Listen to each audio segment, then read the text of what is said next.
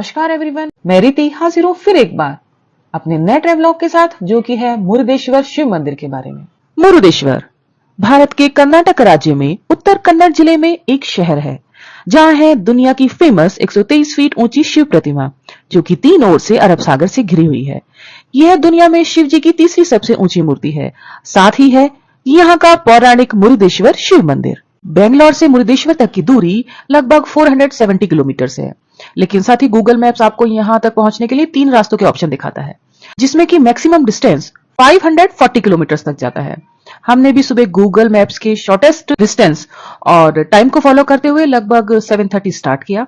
हमने 470 किलोमीटर की दूरी NH75, SH71, NH373, NH175, NH169 और NH66 के ऊपर ट्रेवल करते हुए कंप्लीट की। हालांकि NH75 के बाद NH66 तक का लगभग 150 किलोमीटर तक का रास्ता बहुत ज्यादा खराब था और काफी जगह रोड अंडर कंस्ट्रक्शन थी। साथ ही में कुछ आगे वेस्टर्न घाट की चढ़ाई शुरू हो जाती है, जिसकी वजह से भी ट्रेवल टाइम काफी बढ़ जाता है। हम मुरुदेश्वर टेम्पल दोपहर लगभग 4 बजे पहुंच गए थे। मुरुदेश्वर मंदिर के एंट्री गेट के पास काफी पार्किंग है, जिसका आपको 30 रुपीज चार्जेस देना पड़ता है। यहाँ पर पार्किंग नहीं होने पर भी आपको जो मुरुदेश्वर बीच के पास आपको पार्किंग मिल जाती है। इस मंदिर में विजिट करने की टाइमिंग्स हैं सुबह 6 बजे से 12 बजे तक और दोपहर में 3 बजे से 8 बजे तक, जो किसी प्रमुख त्योहार पर चेंज भी हो सकते हैं। मुरुदेश्वर नाम की उत्पत्ति रामायण के समय से हुई है, जब हिंदू देवताओं ने आत्मा लिंग, जो कि शिव जी की आत्मा का प्रतीक है, उसकी पूजा करके अमरता और अजयता प्राप्त की। यह मंदिर भगवान शिव के रूपों में से एक माने जाने वाले भगवान मुरुदेश्वर की पूजा करने के लिए समर्पित है। मंदिर के एंट्री गेट पर आपको दिखाई देता है मंदिर का भव्य 20 मंजिला राजा गोपुरम, जो कि लगभग 238 फीट ऊंचा है और साथ ही दुनिया का दूसरा सबसे ऊंचा गोपुरम है। मंदिर के प्रवेश द्वार पर ही 2 हाथियों की मूर्तियां हैं, जिनके बारे में माना जाता है कि वे मंदिर के रक्षक के रूप में कार्य करते हैं। यहाँ प्रवेश करते हुए बाएं हाथ पर आपको एक शू काउंटर दिखाई देता है, जहां आप अपने शू और स्लीपर्स उतारकर जमा कर सकते हैं। यहाँ से आगे गोपुरम में प्रवेश करने से पहले ही आपको दिखाई देती है एक लंबी लाइन, जो कि लिफ्ट के लिए टिकट लेने की थी। यहाँ पर 10 रुपीज का टिकट लेकर आप राजा गोपुरम के ऊपरी मंजिल पर जाकर 123 फीट की भगवान शिव की मूर्ति और अरेबियन सी का विहंगम दृश्य देख सकते हैं। इसी जगह लिफ्ट के पास एक तस्वीर लगी है, जो है श्री RN शेट्टी जी की, जो एक परोपकारी और व्यवसायी थे, जिन्होंने श्री भगवान शिव की इस मूर्ति और राजा गोपुरम का निर्माण करवाया था। इस मूर्ति का निर्माण शिवमोगा के श्री काशीनाथ और कई अन्य मूर्तिकारों द्वारा 2 साल में संपन्न किया गया था और 2008 में भक्तों के लिए इसको खोल दिया गया। मंदिर एक छोटी पहाड़ी पर बनाया गया है, जिसे कंदुका कहा जाता है। गोपुरम से थोड़ा आगे ही बाएं हाथ पर आपको दिखाई देगी एक लाइन, जहां आप कतार में लगकर मुख्य मंदिर के गर्भगृह में दर्शन करने जा सकते हैं। इस लाइन में हमें लगभग 20 मिनट्स वेट करना पड़ा, जिसके बाद आगे मुख्य मंदिर में प्रवेश मिला। सभी दक्षिण में बने मंदिरों की तरह बाहर एक ध्वजा स्तंभ दिखाई देता है। अंदर जाने पर आप एक लड्डू का प्रसाद 25 रुपीज में मिलता है। इसी काउंटर पर आपको नारियल का भी प्रसाद मिलता है, जिसे आप गर्भगृह में अर्पण कर सकते हैं। यहाँ से आगे आप गर्भगृह की तरफ बढ़ते हैं और वहां मुरुदेश्वर ज्योतिर्लिंगा के दर्शन कर बाहर निकलते हैं। बाहर निकलकर आपको श्री अक्षगुण की मूर्ति और एक शनेश्वर मंदिर के साथ कुछ और छोटे मंदिर भी दिखाई देंगे। यहाँ से बाहर निकलकर वापस राजा गोपुरम के नीचे से होते हुए अपने शू कलेक्ट कर मंदिर प्रांगण से बाहर निकलकर बाएं हाथ पर नवीन बीच रेस्टोरेंट के सामने से निकलते हुए हम ऊपर बनी भगवान शिव की मूर्ति की तरफ चल दिए। यहाँ से आगे कुछ सीढ़ियां हैं, जहाँ एक तरफ आपको रावण की प्रतिमा नजर आती है, जिसमें वो बाल रूप में भगवान गणेश को आत्मलिंग देते हुए दिखाई देते हैं। यहाँ से ऊपर चढ़ते ही एक और टिकट काउंटर दिखाई देता है, जहाँ आप 20 रुपीज पर एडल्ट के लिए पे कर भगवान शिव की प्रतिमा के नीचे बने भू कैलाश म्यूजियम में प्रवेश कर सकते हैं। इस म्यूजियम में कर्नाटका में स्थित भगवान शिव के पंच क्षेत्र मुरुदेश्वर, गुणवंतेश्वर, सज्जेश्वर, गोकर्ण और धारेश्वर के अस्तित्व में आने की कथा का चित्रण किया गया है। पौराणिक मान्यता के अनुसार लंका के राजा रावण ने भगवान शिव की पूजा करके उन्हें लुभाने की कोशिश की थी, ताकि अजयता और अमरता प्राप्त की जा सके। यह देख नारद जी भगवान विष्णु के पास पहुंचे। जब भगवान शिव रावण की भक्ति को देखकर उसके सामने प्रकट हुए, तब रावण देवी पार्वती को उनसे मांगता है और भगवान इस प्रकार रावण को पार्वती जी सौंप देते हैं। लंका के रास्ते में नारद मुनि रावण को विश्वास दिलाने के लिए धोखा देते हैं कि जो उसके साथ है वह देवी पार्वती नहीं है और असली देवी पार्वती पाताल लोक में है। इसके बाद रावण पाताल लोक गया और एक राजा की बेटी से शादी की जो मानती थी कि वह असली पार्वती है। यह जानने के बाद कि उसे भगवान विष्णु और नारद ने मूर्ख बनाया है, वह फिर से ध्यान करने के लिए बैठ जाता है और इस बार वह अपने सिर एक एक करके काटना शुरू कर देता है, जिसके परिणाम स्वरूप भगवान शिव प्रकट होते हैं। इस बार रावण ने भगवान शिव से पवित्र आत्मलिंग मांग लिया और भगवान शिव ने उन्हें आत्मलिंग दे दिया, लेकिन रावण के सामने एक शर्त रखी कि अगर कभी इस लिंगम को जमीन पर रखा गया तो इसे हिलाना असंभव होगा।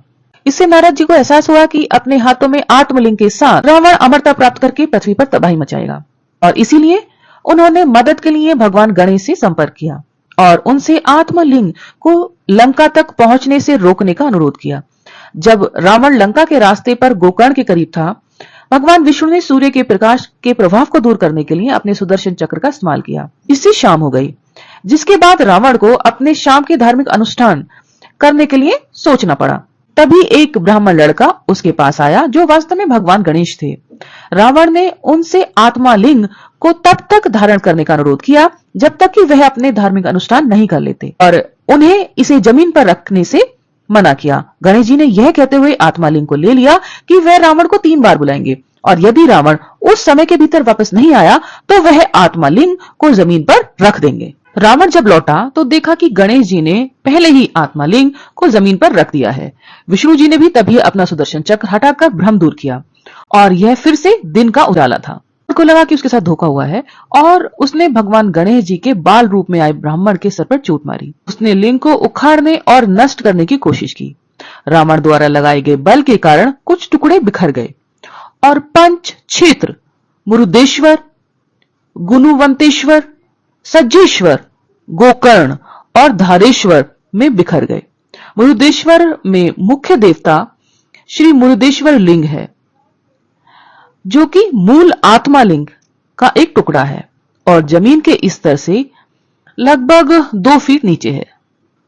भूत कैलाश म्यूजियम से बाहर निकलकर एक पार्क के किनारे सूर्य रथ की मूर्तियां हैं। एक कुंड है। अर्जुन को भगवान कृष्ण से गीतोपदेशम प्राप्त करते हुए चित्रित मूर्तियां दिखाई देती हैं। दर्शन पूरा करने में हमें मुरुदेश्वर मंदिर में लगभग 1.5 घंटा लग गया। मंदिर में दर्शन करने के बाद हम साथ में बने मुरुदेश्वर बीच की तरफ चल दिए। बीच की तरफ एंट्री करते हुए आप देखते हैं एक छोटा सा मार्केट, जहां ईटेबल्स, क्लोथ्स वगैरह की दुकानों के बीच से निकलते हुए हम पहुंचते हैं मुरुदेश्वर बीच। कोकण समुद्र तटों को साफ माना जाता है और मुरुदेश्वर बीच उनमें से एक है। तट के किनारे बनी शिव प्रतिमा इस समुद्र तट से सबसे अच्छी तरह से देखी जाती है और सूर्यास्त एक जादुई रंग छोड़ देगा जो फोटोग्राफी के लिए अद्भुत काम करता है। स्वच्छ सफेद रेतीला समुद्र तट 2 से 3 किलोमीटर तक फैला हुआ है और variety of water sports activities जैसे कि speed boats, water scooters, parasailing और बोटिंग इत्यादि यहाँ पर अवेलेबल हैं। क्योंकि हम दर्शन करने के बाद बीच पहुंच गए थे, इस कारण से हमने यहाँ वाटर स्कूटर राइड्स कर पाए, जिसका पर हेड कॉस्ट हमें 700 रुपीज पड़ा। इस वाटर स्कूटर राइड में हमें एक लाइफ जैकेट पहनकर बैठना पड़ता है और स्कूटर ऑपरेटर समुद्र की लहरों के ऊपर से जंप करते हुए तट से लगभग 300 मीटर अंदर ले जाकर वापस तट पर लाता है। ये वाटर स्कूटर राइड बहुत ही ज्यादा एक्साइटिंग और थ्रिलिंग थी। बीच की एंट्रेंस पर ही था एक फ्लोटिंग ब्रिज, बट कमजोर समुद्री लहरों की वजह से वहां प्रवेश नहीं दिया जा रहा था। And also time permitting, if you would like to dine in style, then there is a Naveen beach veg restaurant constructed over pillars that are embedded in the sand. This gives an illusion of a floating restaurant. यहाँ पर हमने camel और horse rides भी देखी, जिसका कि arrangement इस बीच पर काफी अच्छे तरीके से किया हुआ था। बीच पर बने मार्केट के पीछे है वॉशरूम फैसिलिटी, जिसमें ड्रेस चेंजिंग रूम्स भी हैं। बीच को एक्सप्लोर करने के बाद हम चल पड़े अपनी नेक्स्ट डेस्टिनेशन, जो था होटल सर्दर्न हेरिटेज उडुपी के पास, और जिसकी मुरुदेश्वर से दूरी लगभग 85 किलोमीटर थी। ईयर एंड होने की वजह से उडुपी में हमें किसी भी होटल में 7 मेंबर्स के लिए 2 रूम्स अवेलेबल नहीं थे और सिर्फ होटल सर्दर्न हेरिटेज में ही हमें 2 deluxe AC room 1 night halt के लिए लगभग 10,000 रुपीज में मिल गए। NH66 पर ट्रेवल करते हुए इस होटल तक पहुंचने के लिए रोड कंडीशन बहुत अच्छी है। और आपको सिर्फ 7 किलोमीटर NH66 से अंदर ब्रह्मवारा में आना है। इस होटल में बेहद खूबसूरत बार था जिसका नाम व्हाइट रॉक है। यहाँ के ओनर मिस्टर अंकुश शेट्टी और स्टाफ काफी ज्यादा कोऑपरेटिव और प्रोफेशनल थे। दोनों ही रूम्स बेहद सुंदर स्पेशियस थे, जहां एक्स्ट्रा बेडिंग भी उपलब्ध था।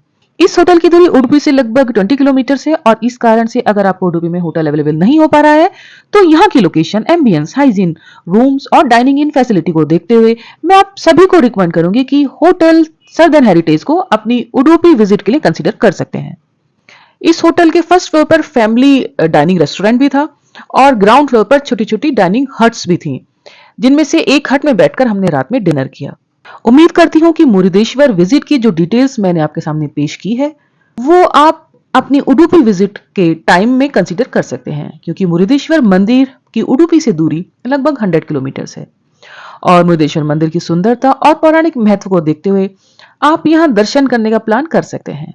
हो सके तो मुरुदेश्वर में नाइट हॉल्ट प्लान कर सकते हैं। मेरी इस ब्लॉग को अंत तक देखने के लिए बहुत धन्यवाद। वीडियो पसंद आया हो तो मेरे चैनल को लाइक, शेयर और सब्सक्राइब करें। कोई सुझाव हो तो कमेंट बॉक्स में लिखें।